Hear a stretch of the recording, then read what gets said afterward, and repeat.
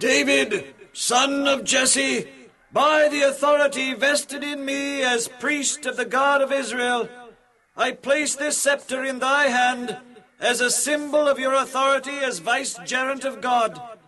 Upon your brow I place this diadem, crowning you king, king of all Israel.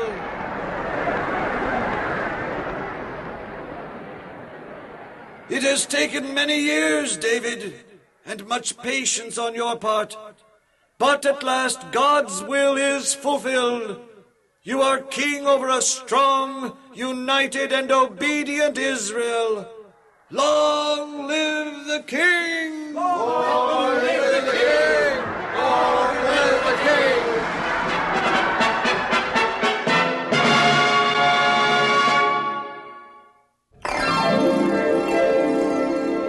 Well, Uncle Dan, must be you're going to tell us another Bible story about David. That's right, Aunt Sue. In fact, it's the first chapter in a 4-part series. This particular episode is found in 2 Samuel, chapter 5, and I call it A Tunnel to Success.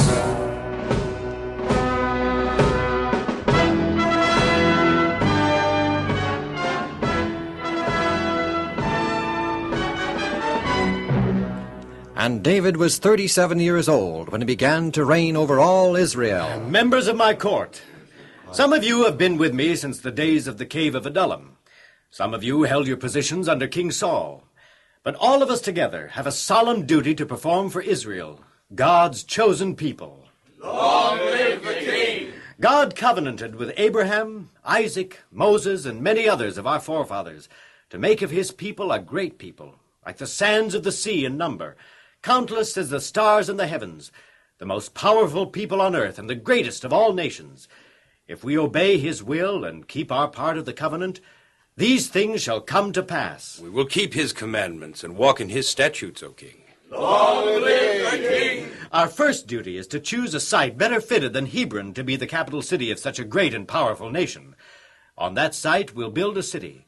It shall become known far and wide as the capital city of Israel, wherein dwell the leaders of God's people.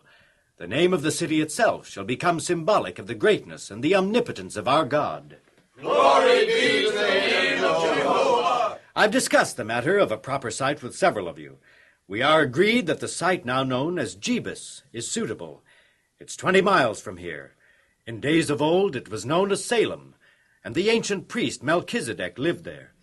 It's situated in a central position of Israel. It's elevated and thus protected by its hills. It has easy access to all the tribes of our people. Are there any objections to this site as the future location of the capital of Israel? Your Majesty, Yes, General Joab. Your Majesty, I'm fully in accord with my king's selection of Jebus as the crown city to be of the Hebrew nation. However, I should like to point out that for centuries, ever since the death of Joshua, the city of Jebus has been occupied by the Canaanites or Jebusites, and that it is an impregnable stronghold. I agree with that. My men and I have personally inspected all the defenses of Jebus, both natural and man-made, Your Majesty, and we could find no weakness or flaw.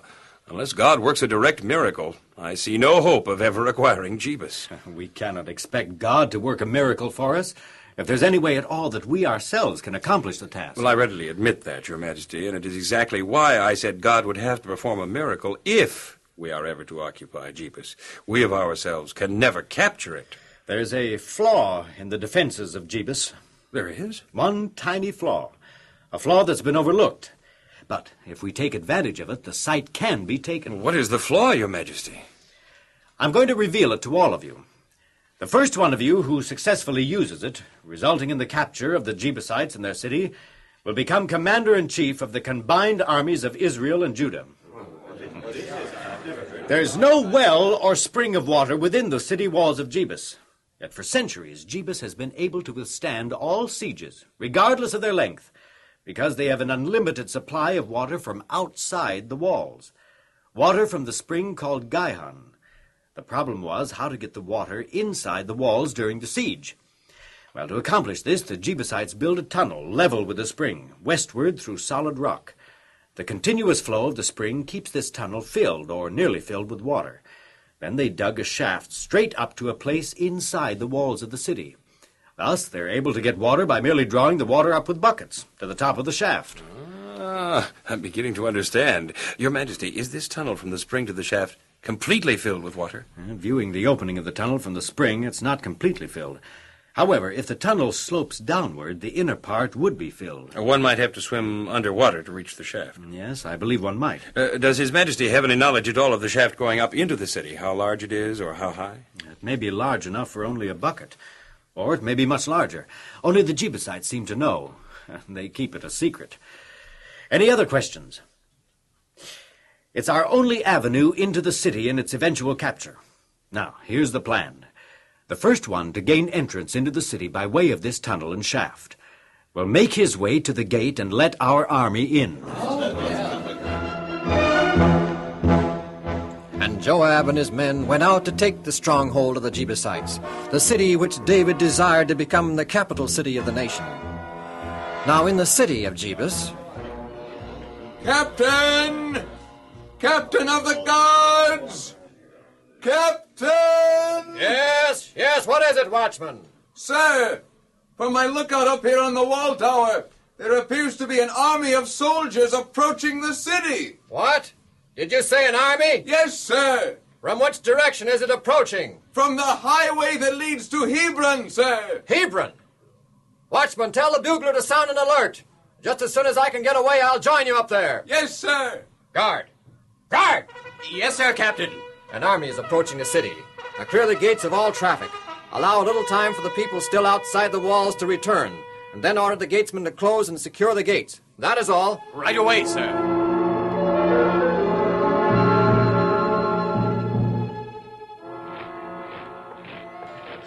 Well, watchman, can you make out whose army it is? Not exactly, sir, but I strongly suspect it's David's. What? Little David's band of 600 men?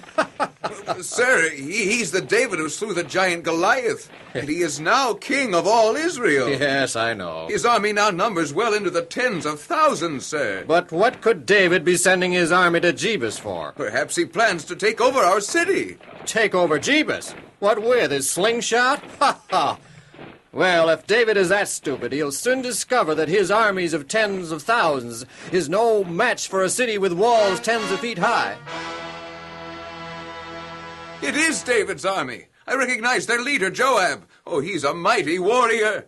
You up there on the city wall. I hear you, Joab, David's general. Say on. In the name of David, King of all Israel, I demand that the gates be opened and the city of Jebus be surrendered to my forces at once. Oh, so you demand, do you? Well, now, you may demand all you wish, General Joab, but I will command that the gates of Jebus remain as they are, closed and barred. If you refuse to obey my orders, then my army will lay siege to Jebus, and in time we will take the stronghold. Go right ahead, my man. Lay all the siege you wish. Know you not that for centuries Jebus has withstood all enemy attack? You shall not come into the city. If you ever did, the lame and the blind would turn your back. The forces of Joab were stationed at the city gates and instructed to be ready for immediate attack at the moment the gates should be flung open. Corporal. Yes, Joab, sir. Come with me. Yes, sir. Where are we going, sir? The spring of Gion. Oh, to get water, sir? David has pointed out that we may be able to find entrance to the stronghold at the spring of Gion. He also said that the first man to successfully enter the city of Jebus would become commander over the combined forces of Israel. And I intend to be that man. Yes, sir. Now, Corporal, we're going to study the situation here, see if the water can be choked off sufficiently for a short time to allow us to make our way down this tunnel to where the vertical shaft is. Now, do you think it is best to go this way?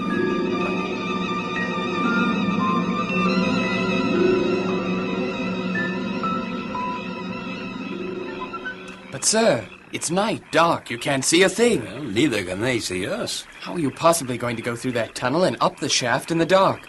You probably couldn't do it even in the daytime. Our only chance of success is while it's dark, in the early morning, when it is least likely that someone will be at the shaft drawing water.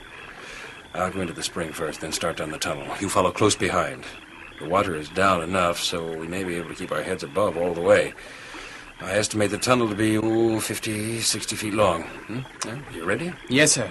All right, here we go. It's cold. Whoops, it gets deeper here. I can barely walk on the tip of my toes.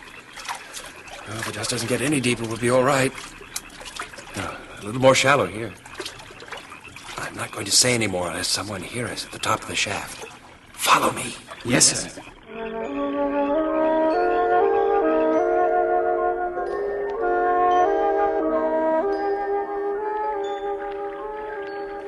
This far was easy, but getting up that shaft. Can't see a thing up there, not even the stars. Can you feel the opening to the shaft? Not yet. I'm feeling around, and here it is.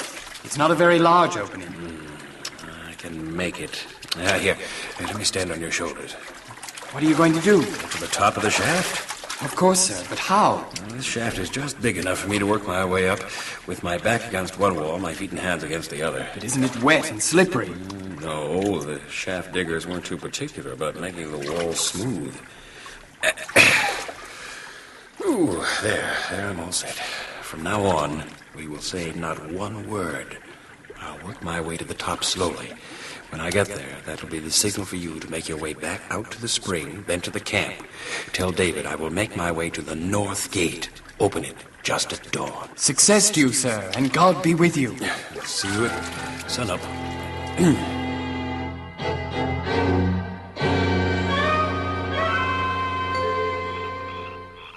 David, sir, it's almost sunup and the gates are still closed. Do you think General Joab has a chance? Joab is a clever man, and the Lord is on our side. I believe that... The gate, it's opening. Forward! Forward, armies of Israel! Into the city! So David overcame the Jebusites and took the stronghold, and dwelt in the fort and called it the City of David. It later became known as the City of Jerusalem, City of Peace. This is a wonderful place for Israel's capital. Situated on 2 hills, naturally fortified on 3 sides, with beautiful and fertile valleys in between. But this place, as the Jebusites used it, isn't nearly big enough for the capital of a large nation like Israel. Well, there's plenty of room to build. Exactly, Joab. And I'm going to rebuild the city and enlarge it inward toward the Hinnom Valley. It's going to be a beautiful place, Your Majesty, and absolutely impregnable, since I established defense at the Gaian Spring Shaft.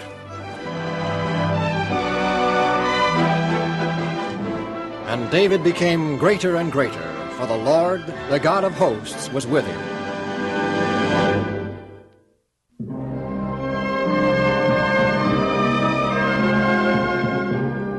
Far to the north of any land assigned by Joshua to the children of Israel, there was a small nation called Tyre. Its king during this time was Hiram. The kingdom of Tyre was so small that its people, when invaded by an enemy, would cross an open bay of water to the island of Tyre. This island contained only 140 acres and eventually became the exclusive habitation of the Tyrians.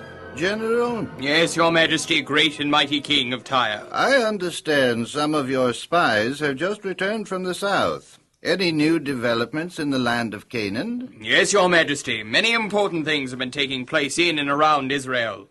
David has been made king of Israel as well as Judah. His subjects love and respect him. Thus, it is inevitable, Your Majesty, that Israel becomes a strong and united nation. And he started out as a mere shepherd lad. Amazing. Anything else of importance? Yes, sire. David and his army have captured the stronghold of the Jebusites. You mean the fortress city of Jebus has finally been taken? Yes, Your Majesty. Oh, he is a man of great prowess, David. You know, General, I think it's about time we make an alliance with him. We are a small country, but rich. His kingdom is large and powerful. A combination of the two should be invincible. I heartily agree, Your Majesty. City of Jebus. Just what purpose did David have in going to the trouble of taking it? After all, it is only a mere dot on the landscape of Israel. It is to be the capital city of Israel, Your Majesty. So that's it. Scribe, summon all the members of my court to a special session immediately.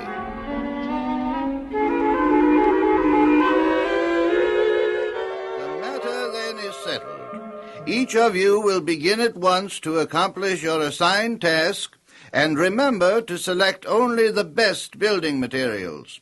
In the meantime, I shall send messengers to David to inform him of my purpose. I am sure he will welcome our aid. You are dismissed. Ambassadors from Hiram, king of Tyre, to see his majesty, king of Israel! Glory to David, king of Israel. Welcome to the land of Israel. May your stay be long and pleasant. We come to this beautiful land, your majesty, with a message of goodwill and everlasting happiness from our king to the great and renowned David, king of Israel. I'm grateful for the good wishes of your king. But surely he sends you on this journey of many days for a greater purpose than greetings and best wishes. His Majesty's perception is unparalleled. We come, your Majesty, to negotiate an alliance between Israel and Tyre.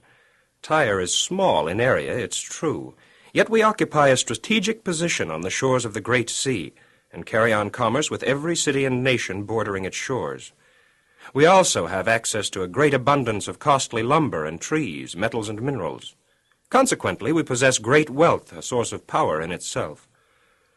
Israel is a great nation occupying many miles of beautiful mountains, streams, and forests. You have fruit and nut trees in abundance. Your people are true and loyal, and you yourself, O king, are a wise and just and mighty king. An alliance between our two nations would cause other nations to look upon us with fear and respect. You present your case well, Ambassador. Proceed. His Majesty lacks one thing. And what may that be? A royal palace, your Majesty. A palace your loyal people can point to with pride. A palace large enough to accommodate rooms and structures necessary to carry on the royal business of such a large and powerful nation as Israel. Again, I say, your king chose well his ambassadors. Then your Majesty would agree I agree only to the fact that your king is right. Israel is in need of a royal palace.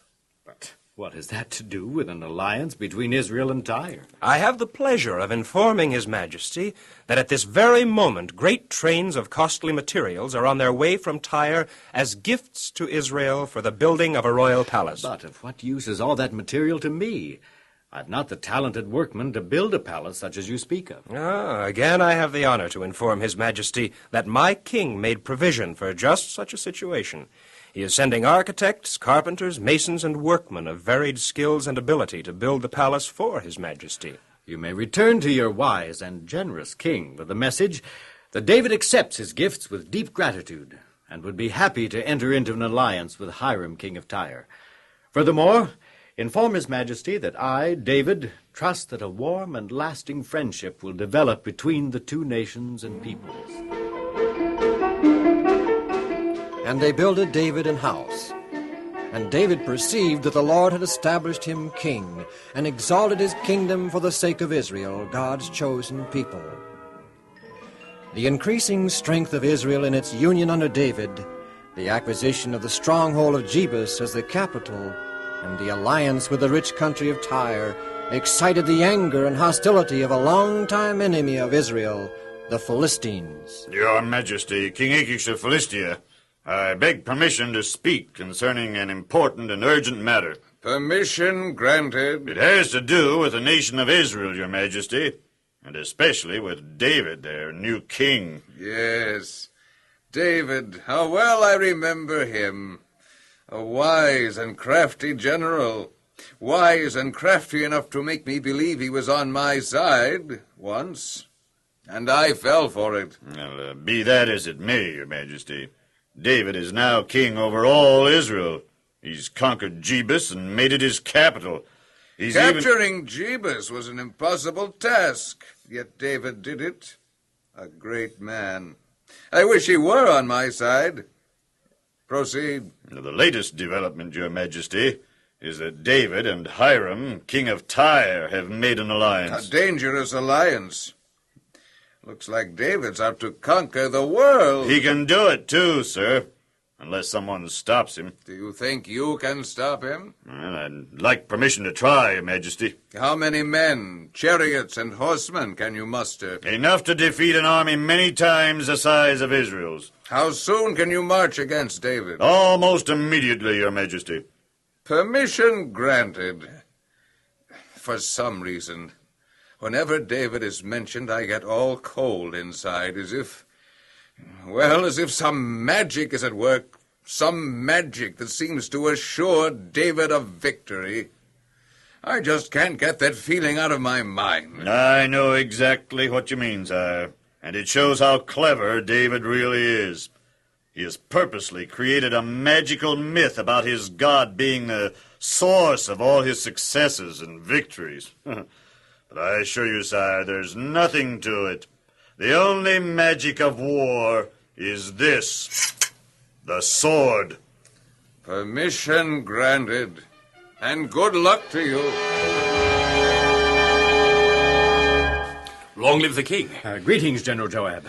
Your request for an audience mentioned the Philistine army enmassed in the valley of Rephaim. Yes, sir. I came to ask His Majesty what he wishes done in the matter. Thank you, Joab. I shall retire to my private chambers and inquire of the Lord what is to be done.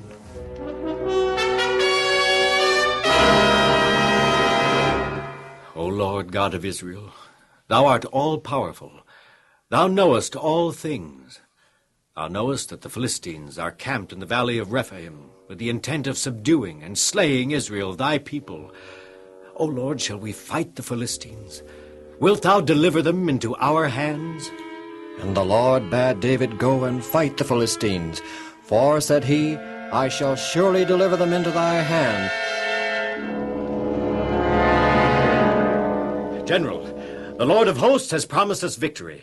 So get you together, the army, and we will subdue the Philistines.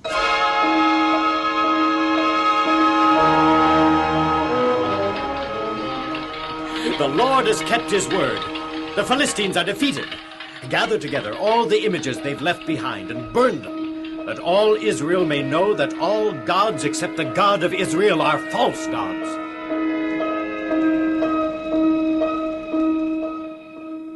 What excuses are you going to make this time about the defeat you suffered by the inadequate, untrained, and outnumbered army of David? None, Your Majesty. Except he was lucky. You still think the tales of the power of his God are myths? Yes, Your Majesty, I surely do. Given the time, opportunity, and men, I can prove it.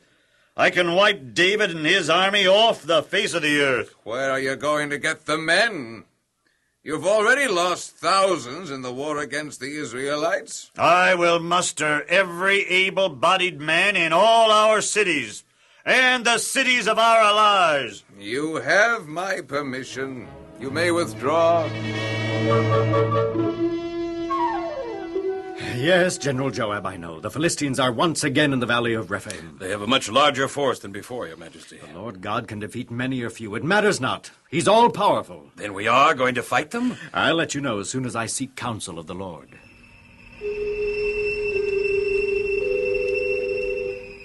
So, O God of hosts, instruct thy servant in this matter. David, my servant, thou shalt not send thy army against the Philistines. Instead, send an ambush behind them over against the mulberry trees. Let them wait there until they hear the sound of the wind blowing in the trees. Then you shall get up and attack, for then shall the Lord go before you to smite the host of the Philistines. There's not a cloud in the sky. We may have to wait a long time for the wind to stir the mulberry leaves. It's no use to talk in whispers, Joab. We're a long way from the Philistine outposts. Oh, well, yes, Your Majesty.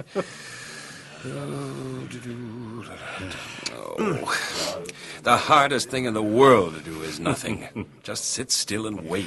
One has to learn to be patient, Joab, to wait upon the Lord. I'm not impatient, Your Majesty. I just want to be up and doing things. I know. Why doesn't His Majesty recite a psalm for us? Yes, Your Majesty. All right. I will praise thee, O Lord, with my whole heart. I will show forth all thy marvelous works.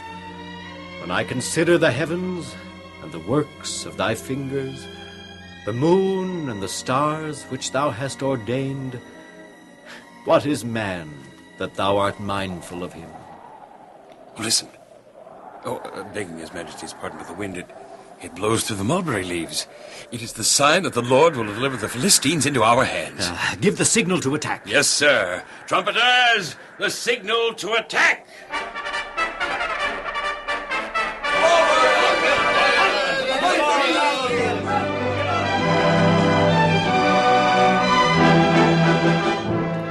And David obeyed the commandment of the Lord, and smote the Philistines from Geba even to Gezer. And the fame of David went out into all lands, and the Lord brought the fear of him upon all nations